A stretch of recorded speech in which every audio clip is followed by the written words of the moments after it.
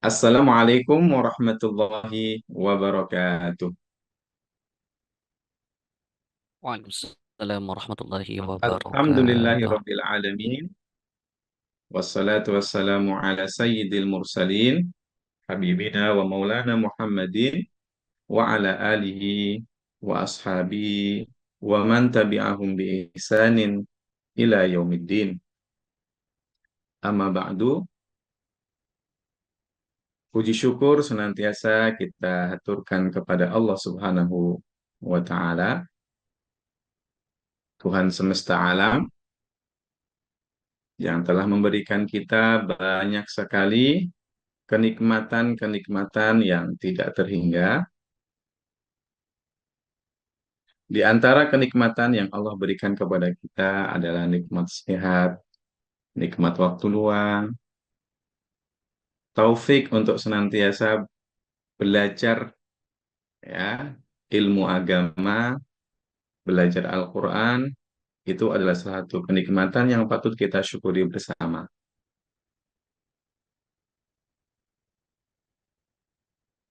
Alhamdulillah, pagi hari ini Allah masih berikan kita umur panjang. Ya, mudah-mudahan yang ada di sini semuanya, Ustadz doakan, mudah-mudahan sehat panjang umur semuanya, dimudahkan segala urusannya, diberkahi keluarganya, diberkahi hartanya, aktivitasnya, anak-anaknya dijadikan anak yang soleh dan solihah. Yang punya masalah, Allah berikan jalan keluar yang terbaik, Allah berikan kesabaran yang indah.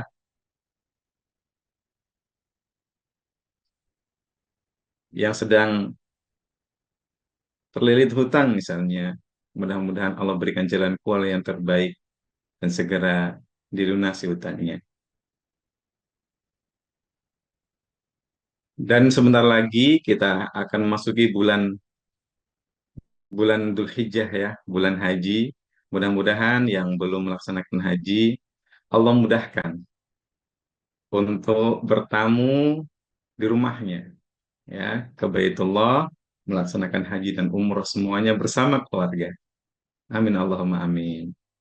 Kemudian salawat beriring salam, marilah kita senantiasa haturkan kepada Habibana, junjungan kita Nabiullah Muhammad Sallallahu Alaihi Wasallam, yang semoga tercurah juga kepada sahabat beliau, keluarga beliau, dan kepada umat beliau hingga akhir akhir zaman. Amin Allahumma amin.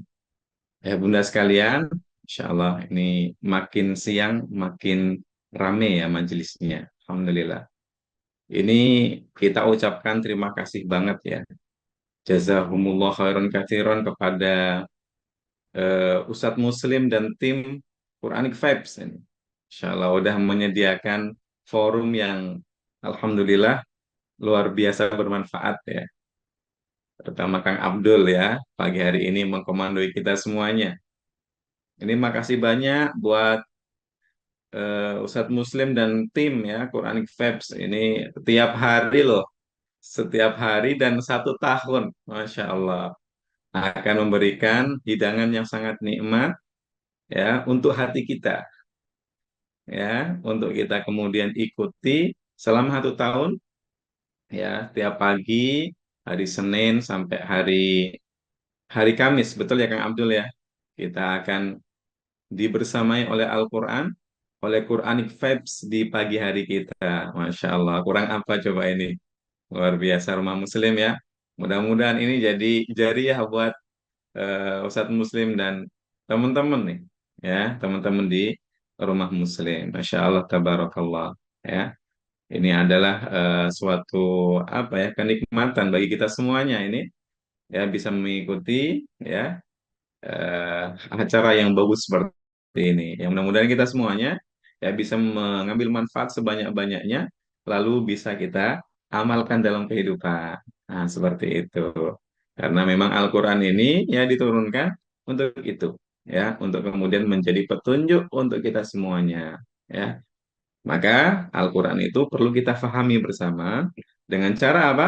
Dengan cara kita mempelajarinya, mentadabburinya. Nah, Alhamdulillah Ini rumah Muslim luar biasa menyediakan untuk kita ruang untuk sama-sama kita mentadaburi kalam ilahi, ya, bersama guru-guru terbaik ya, seperti yang ada di poster, Masya Allah, guru-guru terbaik untuk menemani kita ya, menyelami kalam-kalam ilahi yang dengan harapan nanti kita akan bisa aplikasikan di dalam kehidupan kita masing-masing.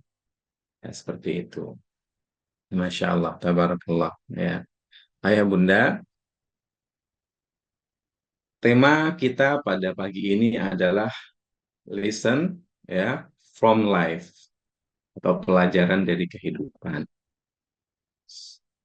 Namun sebelum kita masuk ke dalam materi kita, ya Ustadz mau mengawali dengan beberapa pertanyaan mendasar terkait Al-Quran. Nah, ini Ayah Bunda eh, minta tolong dijawab di kolom komentar ya. Ya, ini pertanyaan insya Allah eh, anak-anak TPA juga insya Allah bisa kok. Ya, bukan pertanyaan yang sulit banget ya. Boleh dong siap-siap ya di kolom komentar nanti dijawab ya. Ustadz akan kasih pertanyaan lalu nanti dijawab. Nah, ini pertanyaan seputar seputar Al-Qur'an. Yang pertama ya, nanti waktu jawab jangan nunggu yang lain jawab ya, langsung dijawab apa yang diketahui.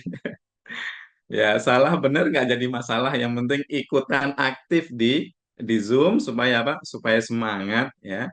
Begitu. Yang pertama, berapa jumlah juz dalam Al-Quran? Coba di kolom komentar. Masya Allah. 30 juz ya. Iya. Ada nggak ya? Ustadz pengen lihat ada yang jawab 31 juz gitu. Waduh, 31 juz mah bukan jumlah juz Al-Quran kali ya. Itu apa? Itu jumlah maksimal hari dalam sebulan mungkin ya. Ada nggak ya yang jawab selain ini? Oh, Alhamdulillah semuanya serentak ya. Sepakat semuanya Al-Quran adalah 30 juz. Alhamdulillah. Berarti semuanya sudah lulus. Oke. Nih Ummu Aulad ya. Ummu Aulad anaknya, ibunya anak-anak ya. Ya betul. Wah, Allahu Akbar. Bonar nih 40 juz. Ini serius? Juz apa aja nih yang lebihnya? Masya Allah. Oh, itu salah satu apa? Salah satu anggota. Waduh, wah, ya, ya kita ambil suara terbanyak aja deh ya. Kalau 40 juz, Ustadz juga nggak tahu nih ya. 10 juz sisanya itu juz apa ini ya? Bisa dijelaskan nanti ya.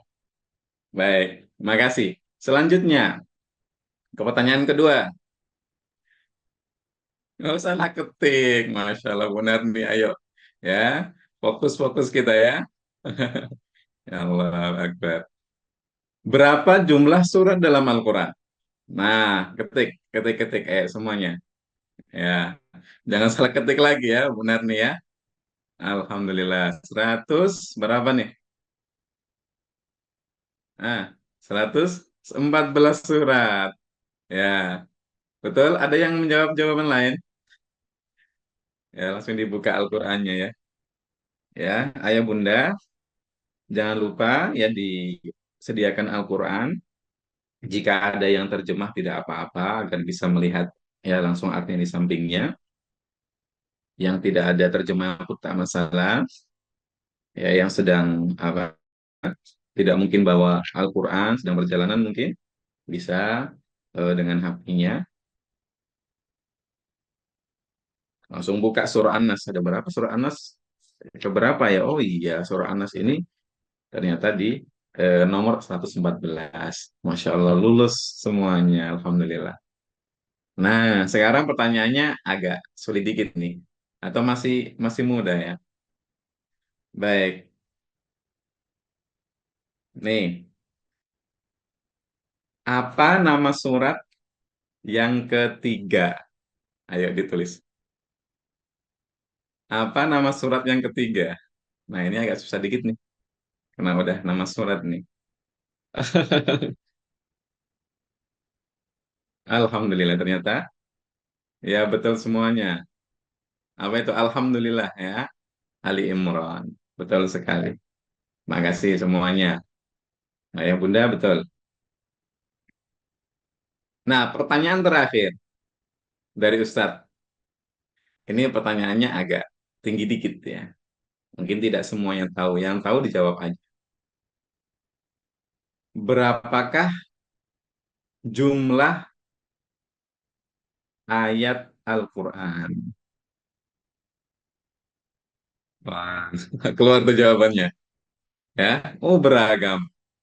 Siapa nih? Ada yang jawab 6666. Oh, angka cantik ya. Kayak nomor nomor HP 6666. Siapa Bu? Bunda Nurul Putri dari Makassar ya. 6666. Wah, angka cantik. Ada juga nih yang ngasih angka yang beda dari Cilegon, Bunda Fitriani. 6214 Ustaz. Oke. Bu Neni beda nih. 6236. Ya, ada lagi nih. Tapi mayoritas 6666 ya. Ada IS atau IS gimana bacanya ya? IS RMD 6236 Ustaz. Ada Bu Rati 6214. Masya Allah, ini banyak paling banyak nih. Ya, Ibu Ida Soraya dari Jember 8888 Ustaz. Oh, Masya Allah. Ada juga yang lain, mana nih coba kita lihat yang lain nih. Ya, 6223. Ya, Pak Haryanto. Dari mana nih Pak Haryanto? Ada 16124 Bu Sri. Macam-macam ya jawabannya, Masya Allah. Tapi semuanya di angka 6.000 ya. Ada juga 3236 ya. Bu Lia Sumedang. Ya, Masya Allah. Habis lihat di Google ya, pantesan tahu. Habis lihat di Google ya. Masya Allah. Siapa nih ya? Bocorin. Bunda Sabrina. Oh, enggak apa-apa. Baik. Ayo Bunda, jumlah ayat dalam Al-Quran ternyata memang berbeda-beda para ulama menentukan. Ya, ulama ya, para ulama ahli Al-Quran, ahli tafsir, itu memang juga berbeda-beda dalam menentukan jumlah jumlah ayat dalam Al-Quran. Ya, sebagaimana ayah bunda sekarang ya berbeda pendapat, ya sumbernya beda, ada yang ngambil dari Google, ada yang ngambil dari mungkin ceramah waktu nyimak ceramahnya Ustadz. Oh, ayat Al-Quran itu angka cantik 66 66 ya, 66. Ada yang dihafalin tuh. Ya. Ada yang ngambil dari referensi dan lain sebagainya. Ya, kalau ulama yang berbeda pendapat, ya biasa kita istilahkan adalah ya ikhtilaful ulama, perbedaan di kalangan para ulama. Ya. Kalau para ulama berbeda pendapat, biasanya dilandasi dengan keilmuan yang matang, dilandasi dengan apa? Keilmuan yang bisa dipertanggungjawabkan. Ya, nah, kalau yang kita lakukan pagi ini di kolom chat kira-kira ikhtilaful ulama atau ikhtilaf apa nih? Atau ikhtilaful ummahat ya. Ya, ada perselisihan di atau perbedaan pendapat di antara ibu-ibu ya. Masya Allah. Mungkin di situ ada ya yang sampai taraf ulama ya. Masih apa? Masih awam, masih pembelajar. Masya Allah. Nah, ayah bunda, ternyata para ulama itu juga berbeda pendapat di dalam menentukan ayat-ayat Al-Quran atau jumlah ayat Al-Quran. Ya, namun semuanya itu jumlahnya di atas 6.000, sekitar 6.200-an ayat, lebih dikit, ya, lebih dikit, 6.200-an. Dan ini ada ilmunya, namanya ilmu apa? Ilmu adil ai namanya. Ada salah satu ilmu dalam cabang ilmu Al-Quran yang disebut ilmu Fannu ilmi adil adil ay atau adi ayatil Quran. Jadi ilmu khusus yang kemudian di sana membahas tentang apa? Tentang berapa sih jumlah ayat dalam Al-Quran. Nah, itu ada ilmunya, ya. Jadi memang di situ ya ada perbedaan ulama di dalam ilmu tersebut. Nah, coba Ustaz sebutkan ya. Jadi intinya kalau untuk jumlah ayat itu atau jumlah ayat dalam Al-Quran adalah 6.200-an. Kalau ulama di Basroh itu dulu ya adalah 6.204. Ada yang ulama dari Mekah itu kemudian berpendapat 6.210. Ada yang dari Madinah itu ada yang mengatakan 6.214. Ada juga tadi yang menjawab sama seperti yang Ibu jawab 6.232, 6232. Ya, ini salah satu pendapat. Ya, ada juga yang berpendapat 6.236 begitu, 6.236 gitu ya, 6236. Nah, jadi itu ya pendapat para ulama. Jadi 6.200 lebih dikit. Ya, lebihnya ada yang 4 ayat, lebih 10 ayat, 14 ayat, 17. Ada yang lebih 26 ayat, 27. Ada yang lebih 32 ayat, ya 36 begitu. Jadi bisa misalnya kita ambil salah satu pendapat yang mudah dihafal ya, eh, adalah 6232 boleh, atau 6236 juga boleh begitu. Karena memang ya perbedaan dalam penghitungan ayat ini, ayah bunda, ya itu memang ada dasar ilmunya dan di sana tidak mengapa. Karena apa? Karena perbedaan dalam penghitungan ayat ini kan dulu Al-Quran waktu turun itu kan tidak ada tanda-tanda ayatnya, ya tidak ada tanda-tanda ayatnya. Makanya kemudian dibangunlah oleh para ulama ilmu dalam penghitungan ayat. Nah, seperti itu. Ustaz kasih contoh ya, contoh ringan tentang perbedaan para ulama dalam menentukan ayat. Di surah Al-Fatihah deh. Semua tahu ya surah Al-Fatihah. Ayah Bunda, surah Al-Fatihah. Kita ini orang Indonesia dan Asia Tenggara itu banyak atau kita mayoritas membaca pakai riwayatnya siapa? Ada yang tahu? Ya, riwayatnya siapa kita itu? Ada yang tahu di sini boleh diketik, ya. Salah benar nggak masalah ya. Nanti insya Allah kita eh, benarkan sama-sama. Riwayat siapakah yang kemudian kita pakai dalam bacaan kita sehari-hari? Wah, riwayat Hafiz, ya. Bunda Lia, ada siapa ini? Bunda Ani, betul ya. Ini betul sekali. Imam Syafi'i ya. Kalau ini mah fikih ya. Kalau memang fikih ini Bu Rizka ya, ini kita sedang membahas tentang riwayat bacaan Al-Quran. Jadi riwayat bacaan Al-Quran kita itu namanya atau jalurnya adalah riwayat Hafiz. Ya, dari Imam Hafiz, dari gurunya Imam Husin. Dalam riwayat Hafiz itu ayah bunda boleh dicek dong ya di mushafnya masing-masing Al-Fatihahnya itu apa? Ayat pertama adalah bunyinya apa? Yaitu Bismillahirrahmanirrahim. Jadi basmalah di surah Al-Fatihah adalah ayat pertama dari surah ya, Al-Fatihah. Begitu. Ayat keenamnya ihdinas siratal mustaqim. Ayat ketujuhnya adalah siratal ladzina an'amta alaihim ghairil maghdubi alaihim waladdallin. Nah, begitu. Nah, berbeda kalau riwayat lain. Ya, riwayat lain misalnya riwayat Warash, ya, riwayat Warash mungkin ada yang pernah dengar, ya. Dalam riwayat Warash, salah satu riwayat yang mutawatir dari Rasulullah SAW dan biasa dibaca oleh sebagian kaum muslimin di negara-negara yang akhirannya Tantan itu ya, Tajikistan dan sebagainya, begitu. Itu apa? Itu dalam riwayat Warash, ya. Bismillahirrahmanirrahim. Basmalah dalam Al-Fatihah itu tidak termasuk ayat. Jadi ayatnya itu ayat satu mulai penghitungannya adalah di ayat Alhamdulillahirabbil alamin ayat satu. Ya, Ar-Rahmanir-Rahim ayat 2, Malik Yaumiddin ayat 3, Iyyaka na'budu ayat 4, ayat 5-nya ihdina ya, siratal mustaqim. Siratal ladzina an'amta alaihim berhenti di sini ayat ke-6. Kalau ghairil maghdubi alaihim waladhdallin ayat ke-7.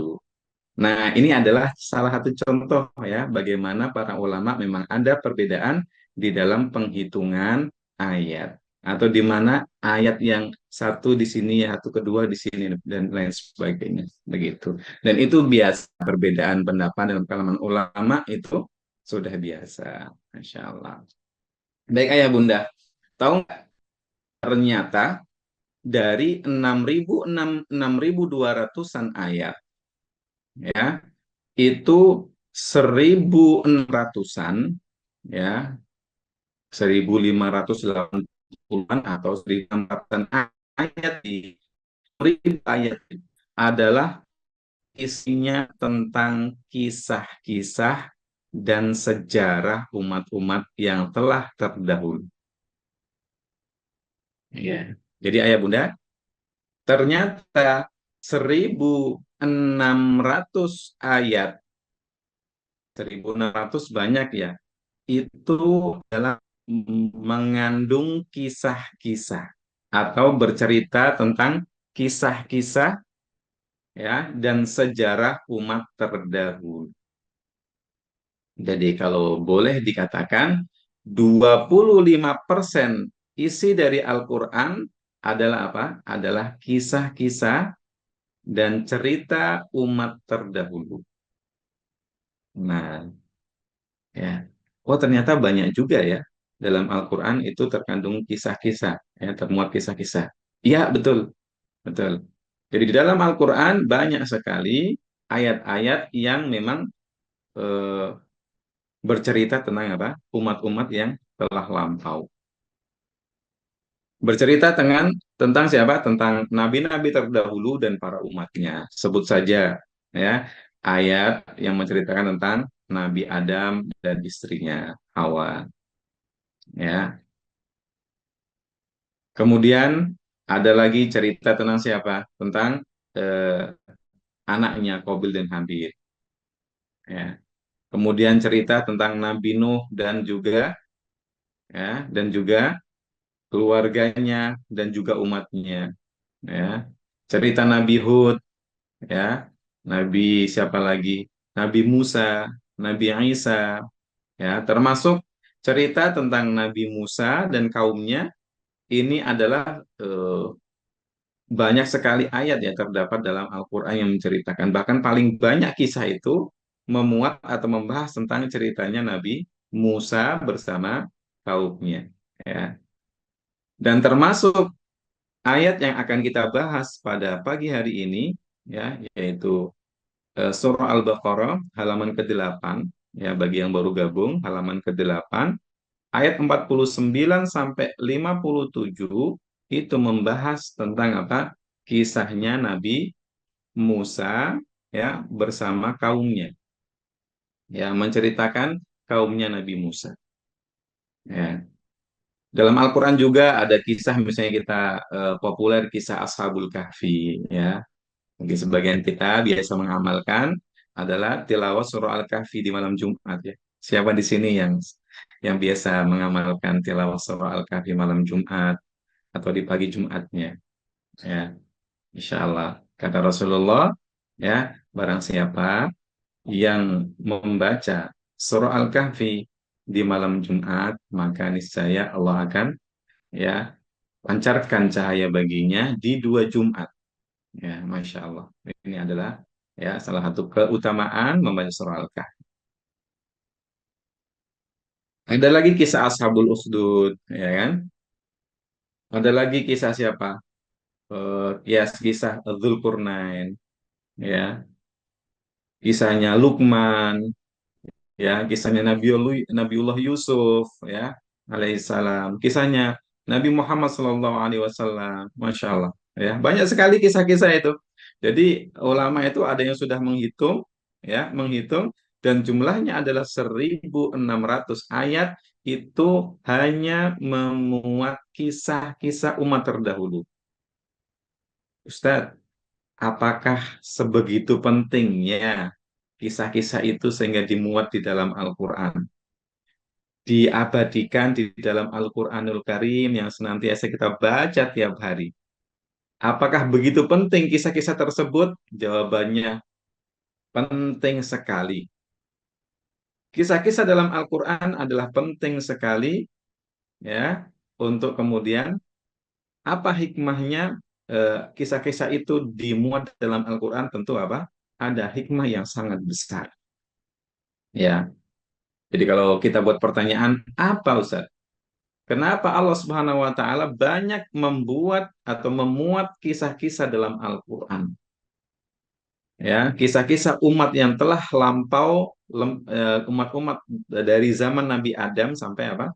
Sampai zamannya Nabi Muhammad SAW. Allah muat di sana. Ya, Allah ambilkan kisah-kisah ya, kemudian ditaruhlah di Al-Qur'an. Insya Allah. 25% ayat Al-Qur'an ternyata memuat kisah ayah bunda. Ya. Apa hikmah di balik itu semuanya? Ya, tentu salah satu hikmah yang besar adalah apa? Ya, kenapa Allah muatkan kisah-kisah itu adalah untuk apa? Ibroh. Untuk ibroh.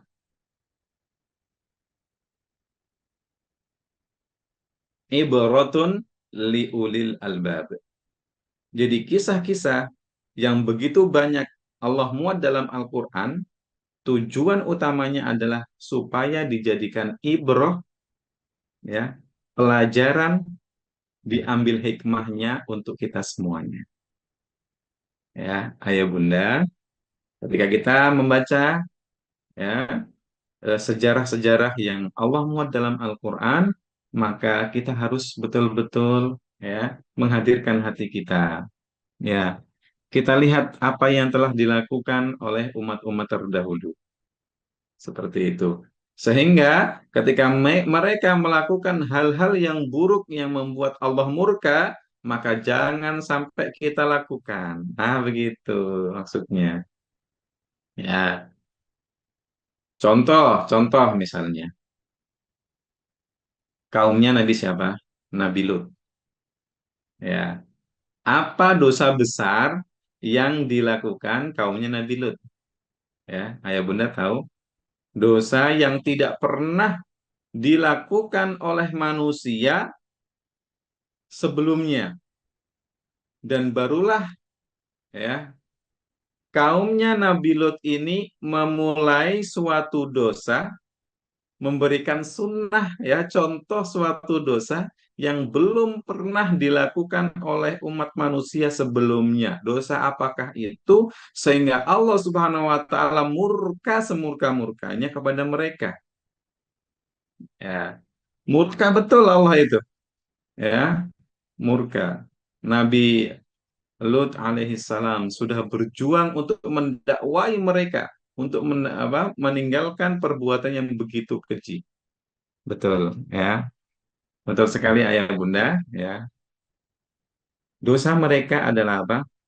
Itu tadi, ya. Menyukai sesama sesama jenis, ya. Betul. Yang laki-laki sama laki-laki, yang perempuan sama perempuan. Naudzubillah min dzalik. Ya. Allah itu sangat murka. Dalam Al-Quran dijelaskan bagaimana Allah itu mengazab mereka, ayah bunda. Mengerikan sekali.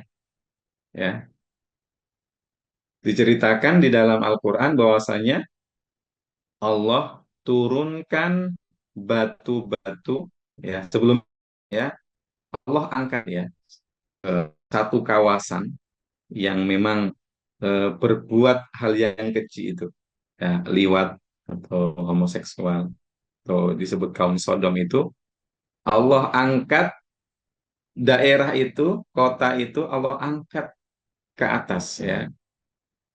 Kok bisa Ustaz tanah itu diangkat seperti itu satu kota? Itulah kuasa Allah. Ya, Allah Maha ya, Allah Maha eh, segala-galanya. Allah angkat mereka ya, Allah angkat ke atas langit sampai diceritakan dalam kitab-kitab tafsir itu gini.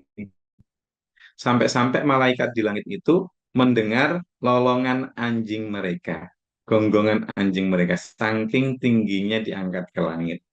Setelah itu Allah balik buminya dan ditumplekkan lagi, dijatuhkan ke bumi, apakah selesai?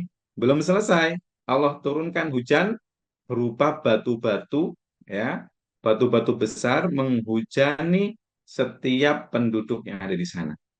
Masya Allah. La haula wa la quwata illa billah. Ya. Ini adalah hukuman Allah untuk, ya, kaumnya Nabi Lut yang eh, melakukan dosa yang besar, ya, begitu. Nah, kalau kita tahu mereka melakukan hal itu, ayah bunda, maka kita harus menjauhinya. Ya, kita ambil pelajarannya, ibrohnya. Oh, ya, menyukai sesama jenis atau sekarang ya LGBT itu adalah sesuatu yang dimurkai Allah Subhanahu wa taala. Nah, hari ini Masya Allah, la haula wa la quwata illa billah, kita dapati ternyata ya banyak dari umat Islam yang kemudian terseret di arus, ya, terpengaruhi ya dengan gaya hidup hari ini, ya, yang mana ini diambil ya disiarkan oleh orang-orang Barat, ya, kemudian ditransfer ke negeri-negeri Islam, ya, dengan alasan-alasan apapun. Kak Ayah Bunda yang punya anak-anak, ya, dijaga betul ya pergaulannya, karena ini adalah menular dan biasanya memang berawal dari teman-teman tongkrongannya. Hati-hati Ayah Bunda, ya. Perbuatan ini sungguh apa? Sungguh dimurkai Allah dan juga apa? Mewariskan, Masya Allah ya, satu penyakit ya, penyakit di tengah-tengah masyarakat kita. Gitu. Jadi sekali lagi, mengapa Allah SWT banyak kemudian mencantumkan kisah umat-umat terdahulu adalah untuk kita ambil ibrohnya. Jika mereka melaksanakan atau melakukan hal yang dimurkai Allah, kita harus jauhi betul-betul. Tapi kalau mereka melakukan hal yang dipuji Allah SWT, maka kita apa? Kita harus ambil itu dan kita terapkan di dalam kehidupan kita. Ayah bunda, sahabat Quran yang disayang Allah Subhanahu wa taala. Nah, jadi kita umat Islam ini harus menjadi seorang yang cerdas. Ya. Maksudnya cerdas apa? Yaitu selalu bisa mengambil ibrah, hikmah, dan juga pelajaran dari setiap kejadian-kejadian yang kita, ya, yang kita rasakan, yang kita alami, yang kita lihat, yang kita dengar, yang kita baca. Ya. Yang terutama dan paling utama adalah mengambil ibroh dan pelajaran daripada ayat-ayat Al-Quran. Ya, dan seperti yang kita sekarang sedang lakukan. Ya, Bunda siapa nih? Bunda Ana dari Bekasi. Kita sekarang ya sedang sedang apa namanya mencoba untuk memahami Al-Quran, bukan begitu? Ya, kita harus menjadi seorang Muslim yang cerdas, yang bisa mengambil setiap pelajaran, ya, pelajaran-pelajaran atau ibrah atau hikmah dari setiap kejadian, ya, terutama dari Al-Quranul Karim. Dari apa yang kita lihat, ya, kita bisa lihat, ya, maka kita harus bisa mengambil ibrah, ya, seperti itu. Apa yang kita baca, ya, apa yang kita dengar, ya, kita ambil ibrahnya. Baik yang kita lihat ataupun yang kita dengar, kita baca itu sesuatu sampai sesuatu yang negatif, kita bisa ambil ibrohnya. Loh, gimana caranya, Ustaz? Nah, begitu. Contoh misalnya, mohon maaf misalnya biasanya di eh, kalangan siapa? Bapak-bapak ada juga sih, ibu juga ada. Ya. Misalnya apa? Eh, ya, mungkin Umi Faridah ya dari Lumajang sering dengar ya. Ibu-ibu lagi belanja, kan? Lagi belanja, kemudian ngobrol, ngerumpi, ya. Ngerumpi apa? Ya, ngerumpi banyaklah dibicarakan. Ternyata salah satu tema pembicaraannya itu ngomongin tetangga, ya, ngomongin apa? Tetangga. Bu, bu, itu loh tetangga kita. kemarin tuh lo gini dan gitu. Ya, saya lihat kemarin ini dan itu. Oh, ternyata apa? Lagi lagi berkumpul, lagi ngomongin aib saudaranya. Waduh, lagi gibah ya. Nah, maka ketika kita melihat dan mendengar itu, kita bisa ambil pelajarannya. Apa pelajarannya? Ya, pelajarannya adalah bahwasanya apa yang mereka lakukan itu adalah hal buruk. Maka ibro yang bisa kita ambil adalah kita harus menjauhi perbuatan tersebut. Nah, begitu ya, dan lain sebagainya. Nah, ayah bunda, kita jika ingin menjadi seorang penuntut ilmu, ada banyak syaratnya. Ya, di antara syarat menjadi penuntut ilmu yang berhasil. Nah, ini ayah bunda, ya bisa kita dengarkan ya. Yang pertama adalah kita harus memiliki sifat tawadhu. Apa itu tawadhu? Ya, tawadhu itu adalah rendah hati. Dan ini adalah lawan daripada apa?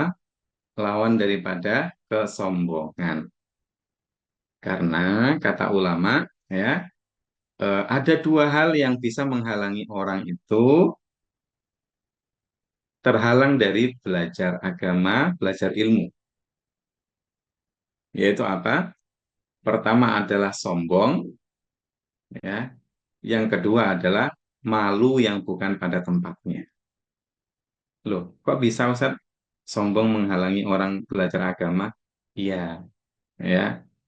Waktu udah hadir di kajian misalnya, ya, ada yang hadir di kajian, ketika itu ternyata ustadznya membahas tentang, ya, anggaplah tentang sholat, rukun-rukun sholat. Wah, ini mah sering aku dengar, ya, sering aku dengar ternyata bahasnya cuma sholat doang. Ya udahlah, aku balik aja. Ya, akhirnya apa? Ternyata dia nggak dapat ilmu, gitu. Ya, ataupun ya udah sering saya dengar, akhirnya apa? Dia ngobrol sama temennya, akhirnya nggak jadi dapat ilmu. Ya, karena apa? Sombong, ya, merasa sudah tahu, ya, merasa sudah tahu, sehingga tidak bisa, tidak apa, tidak mau mendengar. Karena sombong itu kata Rasulullah adalah apa?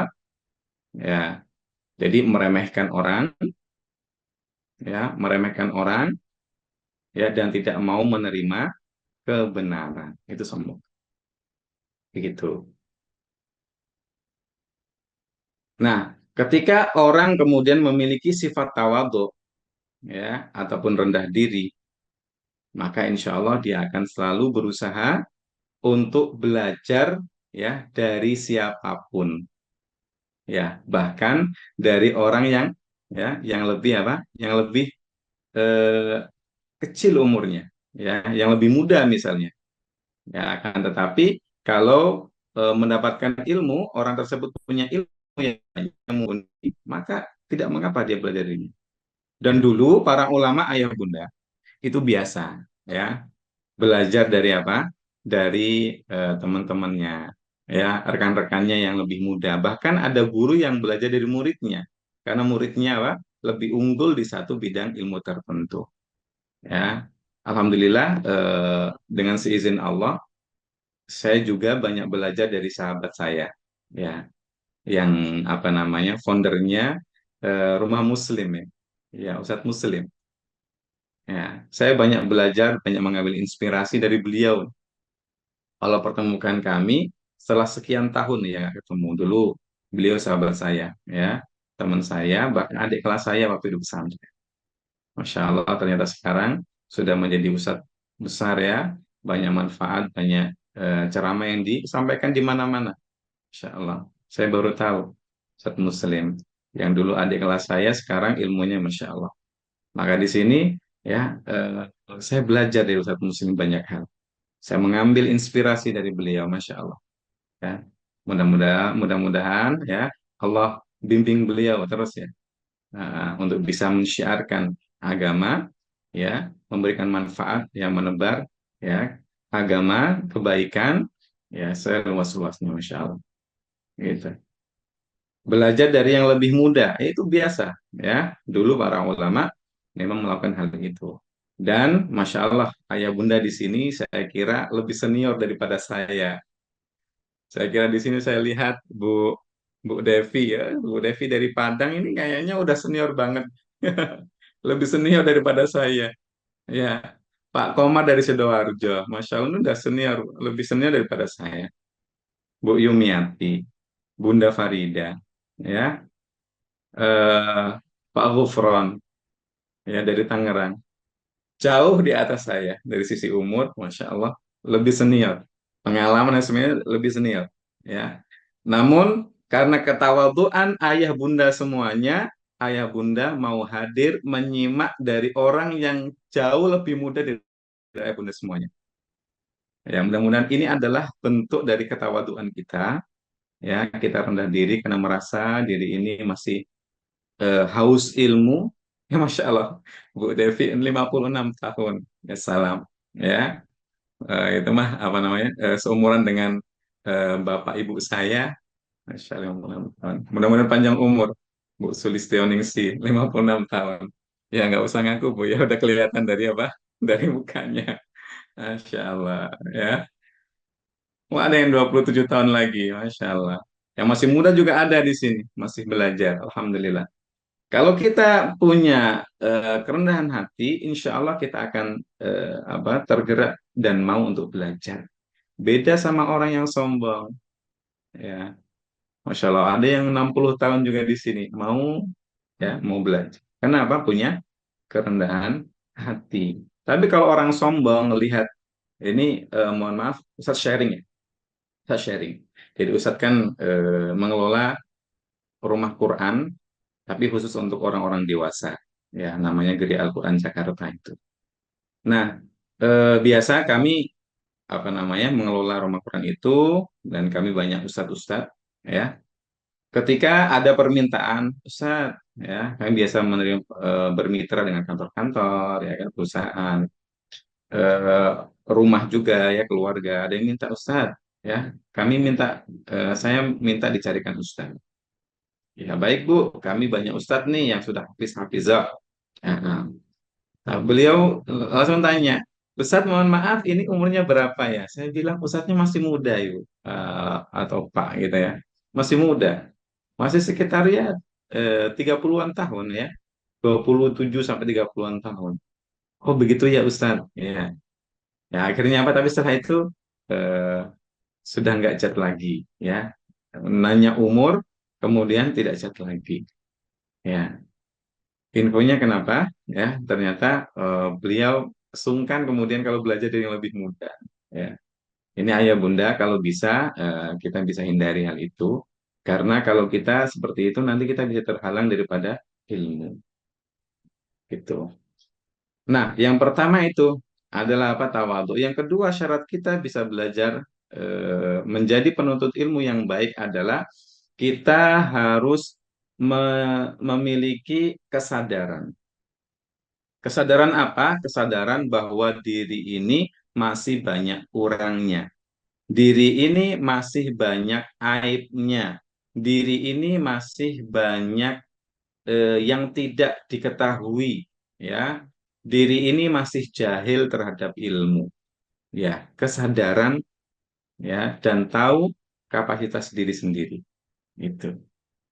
Kita harus punya ini karena kalau kita, ya, itu sudah merasa punya banyak ilmu, ya, sudah merasa banyak yang diketahui, sudah merasa pintar, nah ini yang bahaya, ya. Orang yang seperti itu nanti enggan apa?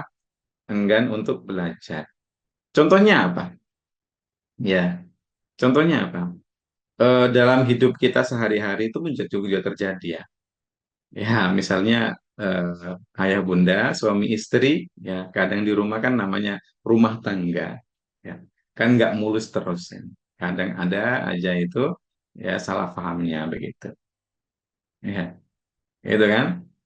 Nah, kalau misalnya ya ada misalnya inilah konflik kecil ya, ya perselisihan di antara suami istri.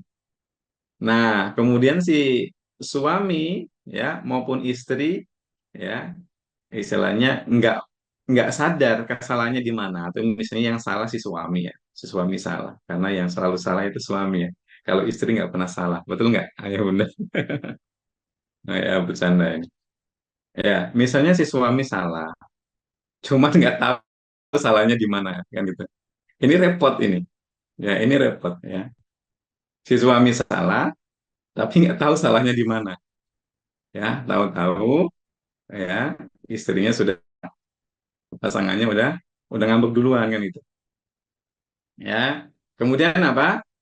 Ya akhirnya tidak ketemu. Karena apa? Si suami nggak tahu, ya nggak menyadari, ya nggak menyadari di mana salahnya. Berbeda kalau misalnya si suami menyadari, oh saya salahnya di sini, ya itu kadang-kadang susah bapak-bapak ini, ya. Memang kadang-kadang kurang, ya kita ini kurang peka biasanya bapak-bapak ini, ya begitu. Maka harus ada kesadaran diri, ya bahwasanya kita ini banyak kurangnya seperti itu. Sehingga kalau kita sadar diri kita banyak kurangnya, kita akan berusaha ya mencari sesuatu yang bisa melengkapi atau menutupi kurangan itu. Kita banyak aibnya juga sama. Dengan begitu kita akan senantiasa belajar, belajar lagi. Nah, ayah bunda, di dalam kita kembali coba ke ayat ya, kembali ke ayat. Secara umum ayah bunda, ya ayah bunda, di halaman 8 dari ayat 49 sampai 57 ini semuanya berkisah ya, berkisah tentang siapa? Tentang Bani Israel. Ya, Bani Israel. Yang mana Bani Israel itu di sini adalah umatnya Nabi Musa alaihi salam. Ya.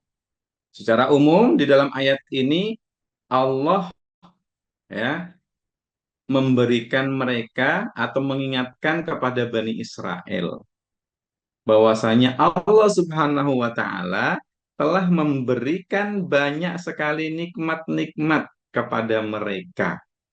Begitu. Nikmatnya apa saja dalam ayat ini Ustaz? Banyak sekali. Ya, di antaranya ya, di antaranya adalah ini nikmat besar ya untuk Bani Israel ketika mereka masih di Mesir ya. Di ayat 49 sampai 50 itu. Allah Subhanahu wa taala bisa dilihat menyelamatkan mereka dari raja yang sedang berkuasa waktu itu, ya, dari Firaun yang sedang berkuasa waktu itu, ya. Kemudian Allah selamatkan mereka dari siksaan yang dilakukan oleh Firaun dan bala tentaranya, ya. Dan Allah selamatkan mereka dengan Allah tenggelamkan ya Firaun di dalam lautan dan bala tentaranya. Ya, coba kita perhatikan. Allah SWT berfirman, ya, A'udzu billahi minasyaitonir rajim. Ayat 49, 50. Wa idh najjaynakum min ali fir'auna yasumunakum su'al adzab. Ya. Yudabbihuna abna'akum wa yastahyuna nisa'akum. Wa fi dzalikum bala'un min rabbikum 'adzim. Ini ayat 49. Ya, Allah ingatkan kepada mereka ya, ketika apa? Allah Subhanahu wa taala menyelamatkan Bani Israel ya dari Firaun dan bala tentaranya ya. Karena kenapa? Firaun dan bala tentaranya itu suka apa? Suka mengazab, menyiksa mereka ya. Dan sini ya, kejam sekali ya. Yudabbihuna abna'akum ya. Firaun dan bala tentaranya itu apa? Menyembelih ya, membunuh anak-anak laki-laki mereka.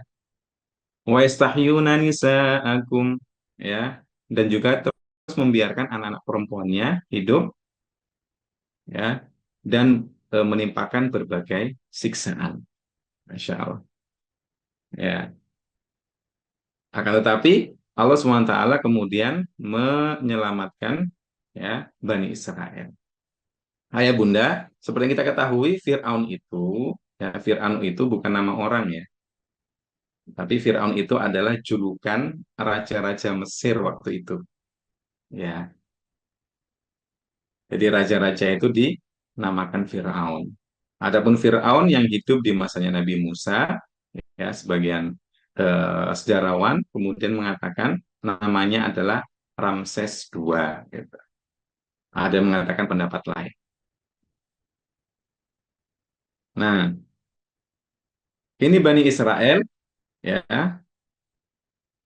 Nikmat yang pertama yang besar yang Allah berikan kepada mereka adalah Allah selamatkan mereka dari siksaan Firaun dan bala tentaranya. Ya, bala tentara. Ini tentunya nikmat yang besar ya untuk siapa? Untuk ya Bani Israel. Nikmat yang Allah berikan kepada Bani Israel yang lainnya di halaman ini adalah Allah Subhanahu wa taala turunkan ya kitab petunjuk bagi mereka, yaitu apa? Kitab Taurat, ya sebagai pedoman hidup mereka. Itu di ayat 51 dan 53, ya. 51 dan 53.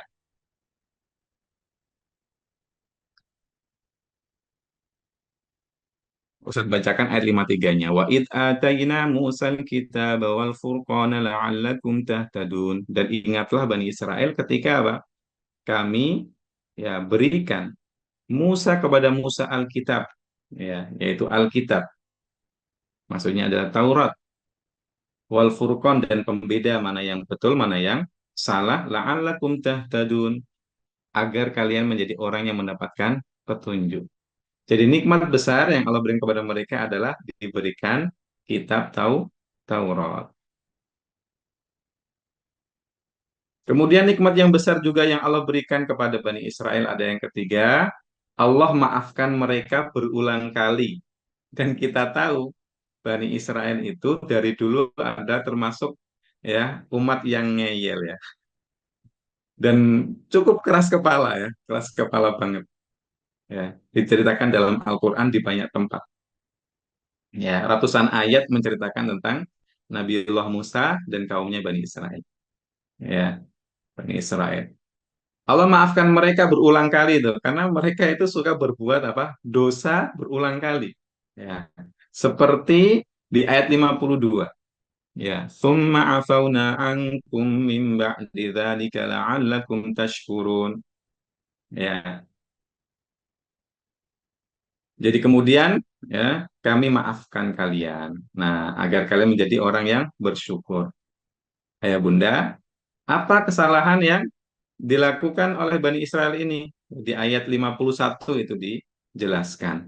Jadi, di dalam ayat 51 ya, Allah itu menjanjikan kepada Nabiullah Musa ya akan diturunkan kepadanya ya kitab Taurat ya di dalam 40 malam ya arba'ina laila. Sehingga Nabiullah Musa ya pergi meninggalkan kaumnya dulu ya untuk menerima kitab Taurat itu. Ya, seperti itu. Nah, cuman ya ini lagi-lagi yang Bani Israel ini agak-agak ya.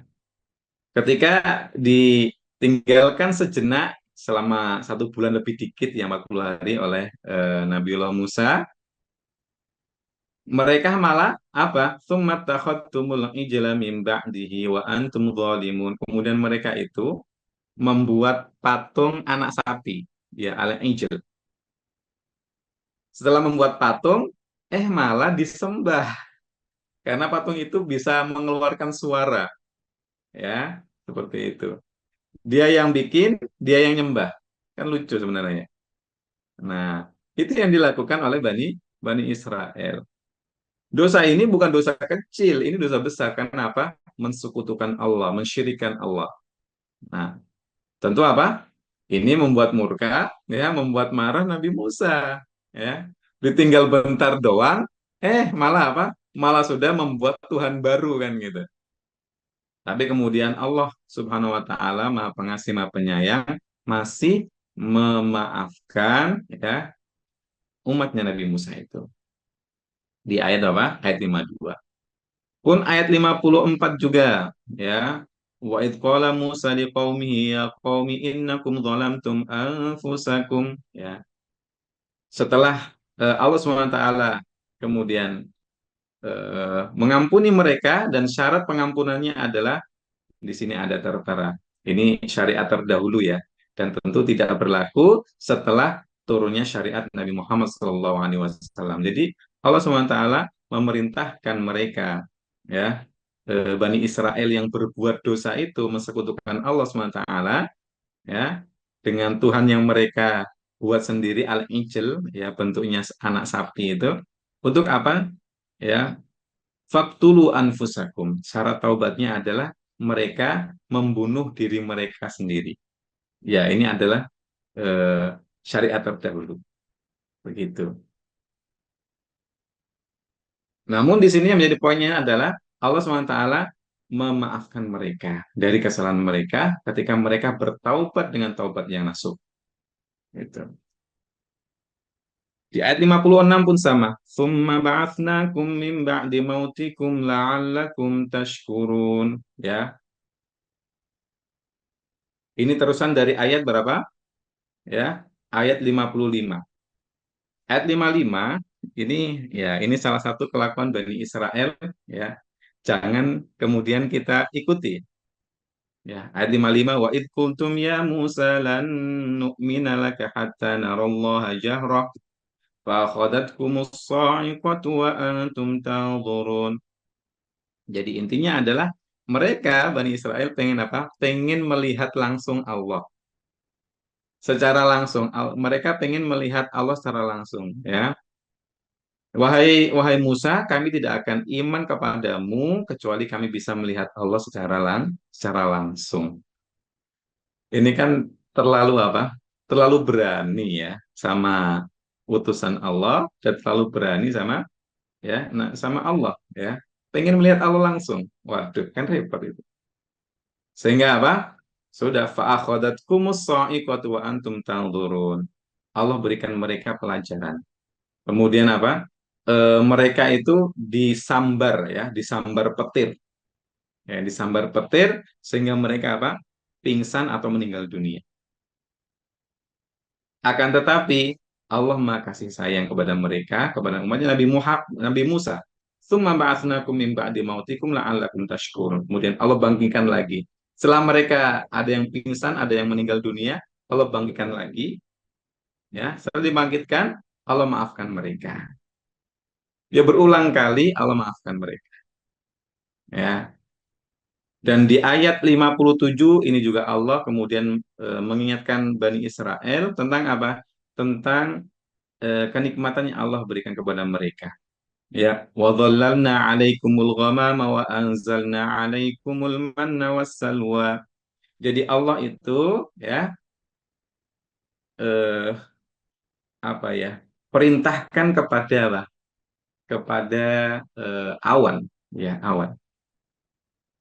Ya, kepada awan untuk melindungi ya si Bani Israel ini ya ketika mereka melakukan suatu perjalanan. Nah, ini kan nggak setiap orang dikasih nikmat ini ya, tapi ini diberikan kepada ya Bani Israel ya. Wa dhallalna 'alaikumul ghamama ya. Jadi apa? Dan kami perintahkan kepada apa itu? Kepada awan untuk melindungi dan menaungi ya kalian. Wa anzalna 'alaikumul manna wassalwa. Kemudian Allah berikan rizki berupa manna dan salwa. Ya, manna itu ayah bunda adalah apa? Ada yang tahu manna? Ya, nah, gambarnya mirip seperti yang digambar di ini nih apa namanya di layar kita. Ayah bunda ada yang tahu manna itu apa? Nah, tuh betul. Ya, yang sejenis umadu deh pokoknya. Ya, produknya Rumah Muslim. Ya, tadi nampak ya. Tapi bukan parfum ya. Bukan parfum. Ya, sejenis madu mana itu. Kan enak kan ya. dan juga salwa. Kalau salwa itu apa? Ayah bunda, ada yang tahu nggak? Boleh diketikkan di kolom komentar. Burung gembak. Wah, ini oh dari Brebes ya, dari Brebes burung gembak ya. Itu bahasa Jawa itu burung gembak tuh ya. Burung puyuh betul. Ya, betul. Kalau salwa itu ya, Bu Yani betul. Adalah apa? Burung ya, unggas sejenis apa? Sejenis burung ya, sejenis burung puyuh loh begitu. Ya, Masya Allah. Ya, ini kenikmatan yang banyak. Ayah Bunda, coba kita perhatikan sejenak. Di dalam ayat-ayat tadi yang kita baca, Allah Subhanahu wa taala setidaknya memberikan kepada Bani Israel itu ada 5 ya kenikmatan. Pertama, mereka diselamatkan dari siksaan ya, pembunuhan, genosida ya, pembunuhan massal, perbudakan ya, penyiksaan yang dilakukan oleh Firaun dan bala tentaranya. Ini satu. Saya boleh tanya, ini nikmat besar atau besar banget? Ya, besar banget tentunya. Nikmat yang besar, mereka apa? Diselamatkan dari orang-orang yang senantiasa mengancam hidupnya. Ini satu. Yang kedua, Allah turunkan kitab Taurat sebagai petunjuk untuk mereka. Ini yang kedua. Ya, seperti halnya kita, umat Nabi Muhammad, diturunkan kepada kita Al-Quran, ini nikmat besar atau besar banget? Udah Ustadz, ini segala-segalanya. Ya, bagi kaumnya Nabi Musa pun sama. Ya, diberikan apa? Nikmat yang besar berupa diturunkan kitab Taurat. Kemudian selanjutnya Allah maafkan mereka berulang kali setelah mereka apa? Melakukan kesalahan-kesalahan yang besar, bukan kesalahan yang kecil. Ya. Kemudian yang keempat, Allah bangkitkan mereka dari apa? Kematian mereka. Atau dari apa? Kata sebagian ulama, setelah mereka pingsan tersambar petir, ya. Karena apa? Pengen melihat Allah secara langsung, ya. Biar yakin katanya, ya. Yang kelima, Allah lindungi mereka dari terik matahari, ya. Dan Allah berikan manna wa salwa. Insya Allah. Ini 5 di antara kenikmatan yang Allah berikan kepada Bani Israel. Ya, Allah ingatkan mereka. Akan tetapi ayah bunda, ya, mereka itu ya banyak sekali melakukan kesalahan dan kedurhakaan. Ya, ini dimuat dalam Al-Quran, dalam Al-Quran. Nah, coba kita lihat apa saja sih ya yang dilakukan oleh Bani Israel, kedurhakaan yang mereka lakukan ya kepada Nabi Musa dan juga kepada Allah Subhanahu Wa Taala. Nah, setelah kita tahu apa yang mereka lakukan, ayah bunda, kalau itu adalah hal yang negatif, kita harus mengambil ibroh dan pelajaran dari sejarah mereka yang dimuat di dalam Al-Quran. Yang pertama, ya, mereka adalah umat yang tidak pandai bersyukur dan sering mengkufuri Allah. Ya, ayah bunda, ayo kita refleksikan kepada diri kita semuanya. Apakah selama ini kita sudah pandai bersyukur kepada Allah Subhanahu wa taala? Ya. Ya, jangan-jangan ada nikmat-nikmat yang kemudian kita masih belum bersyukur. Ya. Oke lah, hidup ini memang banyak ujiannya. Ya.